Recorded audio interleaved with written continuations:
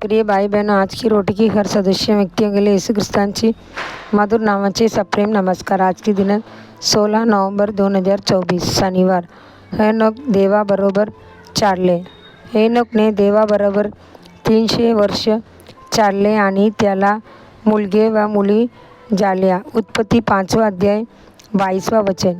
एकदा मी गरीब भेटलो. बहिणी देवाबरोबर चालले आणि तिला औपचारिक शिक्षण नव्हते. तिने देवाला इतके विपुल प्रेम केले. तिने 3 किंवा 4 घरे मध्ये घरगुती मदत म्हणून काम केले. तिच्या सर्व कामामध्येही ती नेहमी देवाबरोबर चालली, आनंद गाणे आणि त्यांची उपासना केली.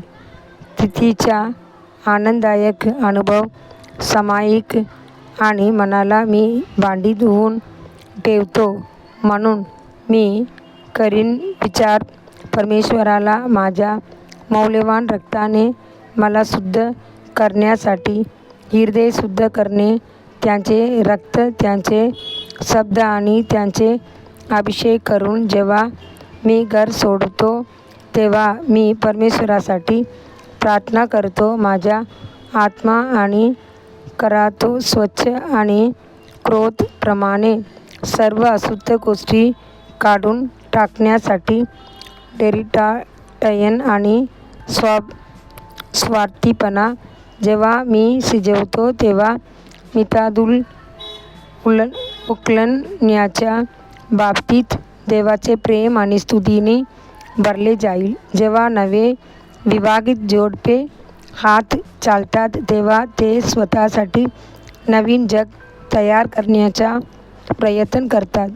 एकमेकांची कंपनीचा आनंद घेण्यासाठी मित्र एकमेकांसोबत वेळ घालवतात. प्रभू स्वतः आपल्या आत्म्याचे प्रेमी आहे आणि आपल्या मित्राला नेहमीच आहे.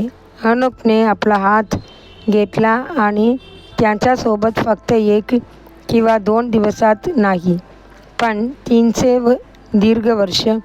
तमिळ बायबल म्हणते की हेनोकने प्रभू बरोबर आला, तर इंग्रजी बायबल म्हणतो तो देवाबरोबर चालला. नोगा हेनोकचे उदाहरण अनुसरण केली आणि देवाबरोबर चालले. उत्पत्ती 6 अध्याय 9 वचन. परमेश्वराने लेवीबद्दल साक्ष दिली आणि मनाला सत्य नियमशास्त्राचे नियम त्यांच्या तोंडात होते आणि त्यांच्या ओठावर अन्याय होत नाही. तो माझ्याबरोबर शांतता आणि समतुल्य आहे. मलाकी 2 अध्याय 6 वचन. अब्राहमने त्या उदाहरणाचे अनुकरण केले, देवाबरोबर चालले आणि देवाचे मित्र म्हणून ओळखले गेले. याकूब 2 अध्याय 23 वचन. मोसेने ते देखील त्याच पद्धतीने पालन केले आणि भगवंताशी बोललो. परमेश्वर म्हणतो, माझा सेवक मोसे यांच्यासारखा नाही. तो माझ्या घरात विश्वासू आहे. मी त्यांच्याशी समोरासमोर बोलतो, अगदी स्पष्टपणे, गडद गोष्टीमध्ये नाही.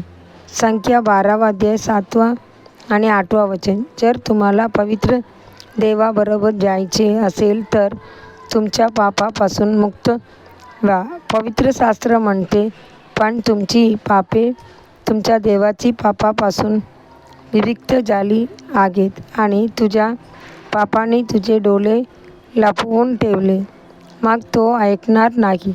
येसाया 59 अध्याय 2 वचन.